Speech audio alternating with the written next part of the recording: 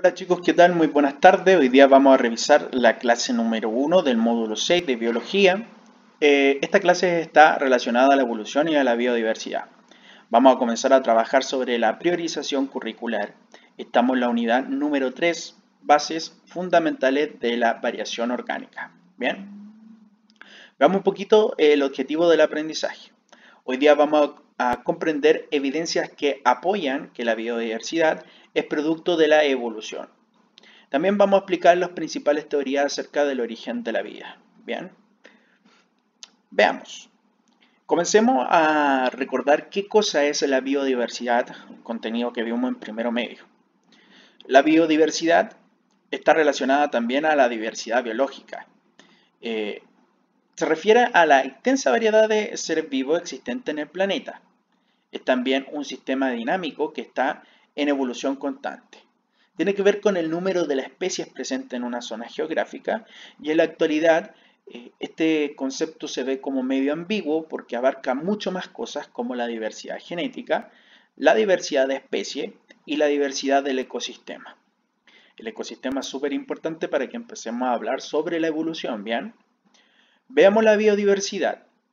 Algunos conceptos importantes de la biodiversidad son la diversidad del ecosistema o la diversidad de ecosistemas. Bueno, la diversidad de ecosistemas tiene que ver con la variabilidad de ecosistemas presentes en una zona o área geográfica. ¿Ya?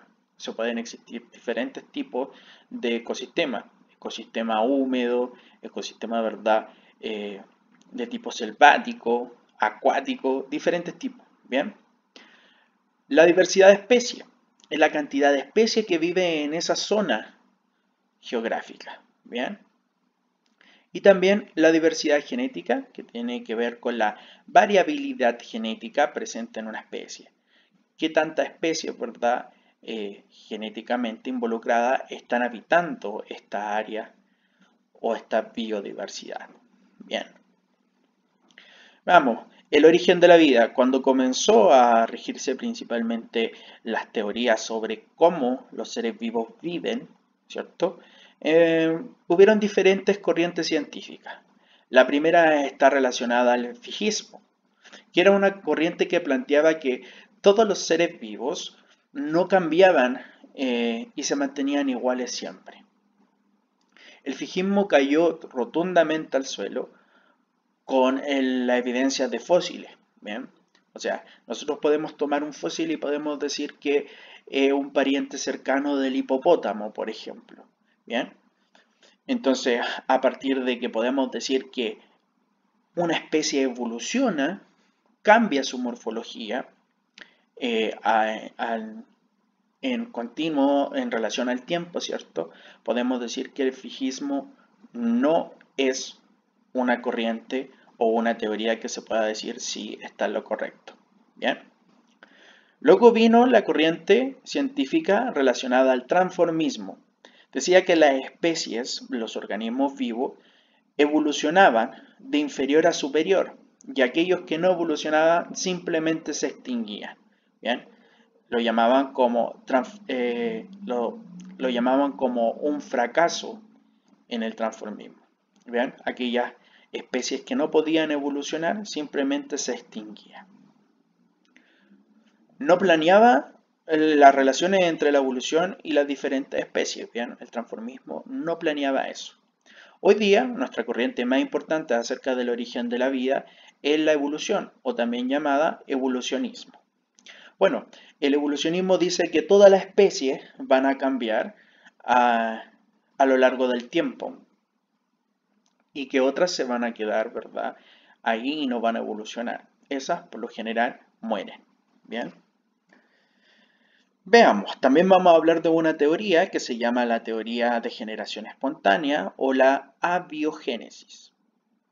Bueno, había un grupo de científicos que decía que un compuesto inerte podía generar vida. Y lo vieron de la siguiente manera, como en el ejemplo. Tomaron un trozo de carne, una sustancia inerte que ya no tiene vida, o inorgánica, y se daban cuenta de que aparecían, ¿verdad?, gusanos encima de ello.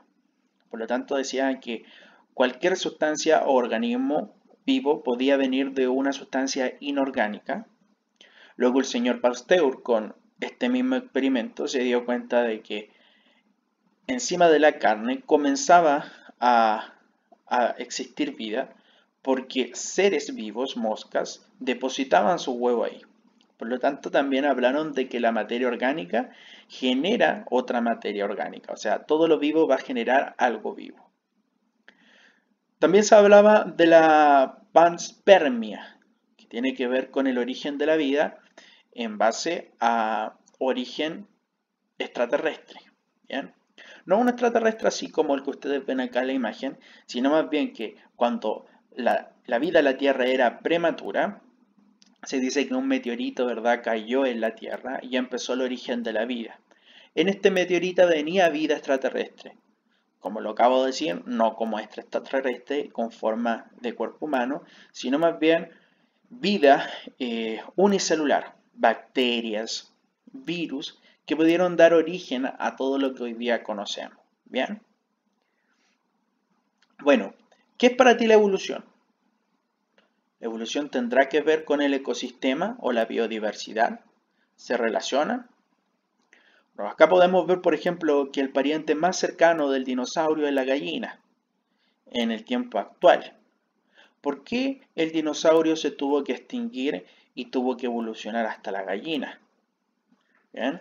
Es porque las condiciones del ecosistema, de la biodiversidad también cambiaron. Ya no existen, ¿verdad?, los árboles que existían cuando estaba el dinosaurio o la comida que tenía el dinosaurio. Por lo tanto, la evolución y la biodiversidad van de la mano. ¿Bien? A partir de esto existieron científicos que empezaron a dar una teoría de la evolución. Algunos de ellos es Jean Lamarck, que habló del lamarckismo, Charles Darwin, que habló de darwinismo. Él estuvo también en Chile, así que haciendo sus investigaciones. Gregor Mendel, que habló de neodarwinismo o teoría sintética de la evolución. ¿Bien? Hoy día vamos a ver la 1 y la 2, la 3 la vamos a ver en la próxima clase. Veamos, el señor Lamarck fue un naturalista, ¿verdad?, francés, le gustaba el tema de las ciencias básicas, la zoología. Él basaba su teoría en dos postulados importantes. La influencia del medio. Decía que toda especie, la morfología que tenía la especie, se veía relacionada con el medio. Habló de una jirafa, que después vamos a hablar con más detalle. Y que esta morfología se entregaba a las nuevas generaciones, o sea, era hereditario. ¿Bien? Veamos el ejemplo que él usó. Este científico se dio cuenta de que existían jirafas con el cuello más corto y otras con el cuello más largo. Las que tenían el cuello más largo podían comer, ¿verdad?, las hojas que estaban encima del árbol y que eran más nutritivas, mientras que la que estaba más abajo no podía comer esas ramas. Por lo tanto, él dijo que esta especie tenía que esforzarse para hacer que su cuello se alargara. Habló del uso y el desuso. Dijo que toda estructura del organismo, de cualquier sistema vivo, de cualquier organismo vivo, si se usaba, iba a evolucionar. Si no se usaba, básicamente, se iba a eliminar. ¿Bien? Y que estas características se pasaban a los hijos o se pasaban en herencia genética. ¿Bien? O sea, la jirafa, porque sabía que su cuello se iba a estirar, le iba a entregar a su hijo el cuello más largo. ¿Bien? En la actualidad hay algo parecido, por ejemplo, del uso y el desuso. Ejemplo, el dedo chico del pie. Dicen que con el tiempo el dedo chico se va a ir eliminando porque no tiene un uso efectivo. ¿Bien? La apéndice también.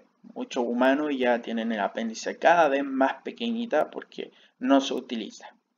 Pero esta área, lamarckismo, por ejemplo, mi piel no es totalmente oscura. Si yo me fuera a África, mi piel se podría colocar oscura. Según lo que habla Lamarck, tendría que ponerse oscura. O mis hijos tendrían que tener la piel más oscura. o mi nieto tendrían que tener la piel más oscura. Él no dio características del tipo de genética, ¿bien? Entonces en eso no coincidió mucho. Bueno, él dijo que el ambiente y la relación del organismo eran fundamental, tenían un papel fundamental. Si se necesitaba que la jirafa tuviese el cuello más largo, era porque el ambiente donde vivía la jirafa, principalmente las hojas, estaban muy arriba, por lo tanto tenía que evolucionar, ¿ya? También habló de los caracteres adquiridos. Si la jirafa tenía el cuello corto, le iba a entregar a su descendencia el cuello largo, cosa que no ocurre. Por ejemplo, esto no se relaciona con la genética, por lo tanto acá se equivocó, ¿bien? Es decir, durante su vida, los organismos van modificando sus rasgos por el uso y el desuso de los órganos, características que luego heredarán a su descendencia. Tiene que ver con el uso y el desuso y con la herencia de las características adquiridas. Algunos postulados fueron: todo ser vivo tiende a la perfección, los cambios ambientales generan necesidades en los organismos, eso es correcto, es importantísimo decirlo. Las necesidades hacen que los seres usen o dejen de usar su estructura, también. Las características que surgen en los organismos son heredadas en generación y generación. Bien, luego de esta teoría vino el señor Darwin a hablar del darwinismo. Es una corriente, ¿verdad?, de la teoría. Darwin habló de tres conceptos importantes: de la lucha por la existencia, de la variabilidad intraespecífica y de la selección natural. Veámoslo. Vamos a ver un ejemplo. Un conejo, un conejo puede tener muchos, ¿verdad?, conejitos pequeñitos en una camada. Por lo tanto, cada conejo que se tenga va a ser un individuo con características diferentes entre sí. Por ejemplo, este conejo de acá puede tener la oreja izquierda más pequeña, puede tener una mancha en la espalda, el otro, entonces van a ser todos diferentes. Darwin llamó a esto variabilidad intraespecífica. ¿Bien? Todas las especies es la misma, conejo, pero tienen diferentes características que les permiten adaptarse al medio ambiente de forma diferente. Por ejemplo, alguno que tenga una mancha en la espalda va a poder adaptarse, camuflarse mucho mejor que otro. Bien, entonces son características, variabilidad intraespecífica. Bueno, algunos no van a, en el medio ambiente que están viviendo, ¿cierto?, no van a conseguir alimento, por lo tanto se van a morir. Otros van a ser presa de depredadores, por lo tanto también van a morir. Esto se llama lucha por la existencia. Bien, algunos van a tener su pareja y se van a poder reproducir. Otros van a quedar solteros, no se van a poder reproducir. Por lo tanto, aquellos que se puedan reproducir y puedan sobrevivir a toda verdad las bataholas que tiene el ecosistema, van a poder adaptarse al medio y van a poder entregar su material genético a su nueva camada. Y así, entre comillas, entregar sus mejores genes. Los otros simplemente van a morir. Esto se llama selección natural.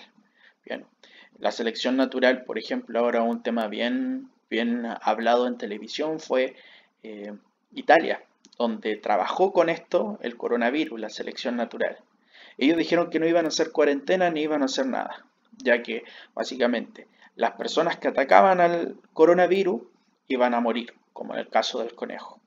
Mientras que las personas, ¿verdad?, que atacaran al coronavirus pero que sobrevivieran, iban a resistir y iban a generar nuevos anticuerpos. Y estos nuevos anticuerpos se iban a pasar a la generación nueva y así el coronavirus, ¿verdad?, no iba a poder atacar al país completo. Entonces ahí se equivocaron porque tuvieron diferentes lógicas, luego dijeron que esto no era así como se veía y tuvieron que hacer cuarentena igual, todo el pueblo italiano. Pero el presidente había hablado de selección natural. ¿Bien? Veamos la comparación entre Lamarck y Darwin. Veamos, el señor Lamarck decía que las jirafas desarrollaban un cuello largo por esforzarse y al usarlo mucho para ganar, y lo usaban mucho para coger sus alimentos. Luego en el tiempo usan mucho su cuello, transmiten a los hijos los cuellos más largos. Y posteriormente dice que transmiten a los hijos también el cuello más largo. O sea, en todas las generaciones es necesario que se tenga el cuello más largo porque es un órgano que es de uso. ¿Bien? Mientras que el señor Darwin decía lo siguiente: hay una variabilidad dentro de la especie. Algunas jirafas tienen el cuello corto y otras jirafas tienen el cuello largo. Luchan por la sobrevivencia. Solo sobreviven y se reproducen las de cuello más largo. ¿Bien? La selección natural se encarga de eliminar las del cuello corto. El cuello largo se va extendiendo en la especie. ¿Bien? Acá habla de selección natural, acá no habla de selección natural. Esas son las principales características. ¿Bien? Para que ustedes lo tengan sumamente claro. Y que también luchan por la supervivencia. Aquellas características. Bueno, ahora vamos a hablar de la teoría de la selección natural, que es sumamente importante. La selección natural tiene que ver con la selección de individuos mejor adaptados al medio ambiente. Ejemplo, en una isla solamente existen mariposas y este tipo, ¿verdad?, de grillo. Bueno, tengo 4 especies de pisón, de pájaros. ¿Bien? ¿Quién va a sobrevivir? El medio, la isla, entre comillas, el ecosistema, me dice que solamente van a sobrevivir aquellas especies que puedan alimentarse de insectos. Las otras no se van a conservar, por lo tanto van a desaparecer o van a tener que emigrar de esa localidad. Eso es la selección natural. También aquellas que tengan, ¿verdad?, que tengan alimento, van a tener un éxito reproductivo. Van a haber muchas más en esa localidad. Va a haber una conservación de las variaciones o características favorables del ecosistema. Hay una plaga de insectos, por lo tanto se necesita de eso. El mismo ecosistema hace el balance, el equilibrio. ¿Ya? Y como lo estábamos diciendo, las poblaciones cambian en la forma gradual según se modifique su medio. Tal vez estos 3 no van a morir, o él va a sobrevivir porque también tiene un insecto, va a cambiar su dieta. Pero los demás van a tener que cambiar su medio, van a tener que irse a otra isla o buscar nueva comida. Bien, eso tiene que ver con selección natural. Chicos, en esta clase trabajamos las teorías de la evolución, vimos un poco de ecosistema. Les voy a dejar una actividad para que desarrollen esta semana. Cualquier consulta a través de Classroom a mi persona, Christopher Carvajal, o a la profesora Blanca. Bien, les recuerdo también que los días miércoles tenemos nuestra clase a las 7 de la tarde, así que traten de darse el tiempo. Si necesitan el ID para entrar a la clase, convérselo con sus profesores jefe. Que sea una excelente semana y cualquier cosa nos avisan. Que les vaya muy bien.